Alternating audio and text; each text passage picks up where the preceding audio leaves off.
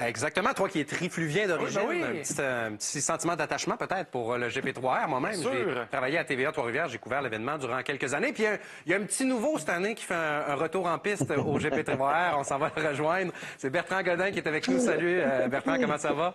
Ça va bien, Jean-Michel. Ben oui, ça va bien. Il y a de la course. Ben c'est ça. Je dis un petit nouveau, mais non. T'es évidemment un habitué du Grand Prix de Trois-Rivières, mais pour toi, ça a été un retour. Puis on s'était parlé de cela il y a quelques semaines. Tu étais de passage à Salut Bonjour à Montréal, mais là, c'est en fin de semaine que ça se passe pour toi, ce retour.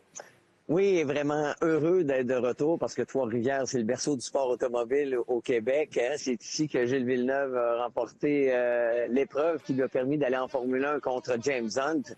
Et puis pour moi, c'est ça, d'avoir gagné en 2018-2019, c'était pour moi très, très important. Et les planètes se sont alignées pour que je sois de retour au GP3R et j'en suis extrêmement ravi.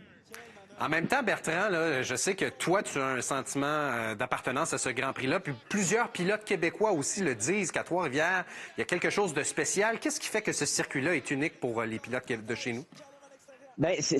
J'en ai fait des circuits, là. C'est le circuit où les gens peuvent vraiment être très près de l'action, aussi bien là, près de la piste que, par exemple, dans le paddock où on peut voir les mécaniciens travailler, parler aux ingénieurs, parler aux pilotes.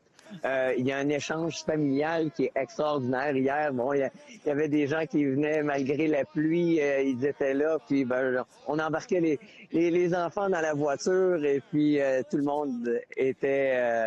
c'était un rêve, le Grand Prix de Trois-Rivières. En même temps, c'est un programme qui est chargé aujourd'hui et demain également. Parle-nous un peu de ce qui t'attend personnellement, mais ce que les spectateurs aussi pourront le voir dans les 2 prochaines journées. C'est ça. Hier, on avait des qualifications en Formule 1600 sous la pluie. C'était piloté dans une baignoire, Ouais, hein? littéralement. Mais c'est ça. Aujourd'hui, bon, il y a les qualifications du côté de la NASCAR. Il y a aussi des voitures de production, le défi Chevrolet.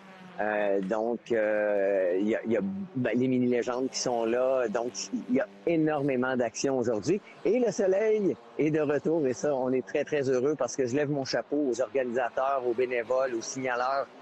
Hier, il y en avait presque qui étaient en hypothermie. Donc, c'était des conditions extrêmement difficiles.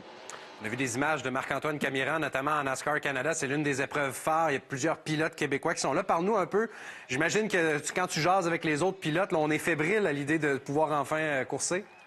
Tout à fait. Quand on regarde les Andrew Ranger, Marc-Antoine Camiran, les frères Dumoulin, Raphaël Lessard et tous les autres, vous allez découvrir que du talent, on en a derrière le volant ici au Grand Prix.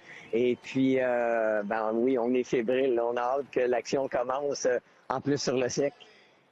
Merci beaucoup, Bertrand, pour ton temps. On te souhaite la meilleure des chances pour le GP3R, oui, qui se poursuit jusqu'à dimanche à Trois-Rivières. Salut, Bertrand.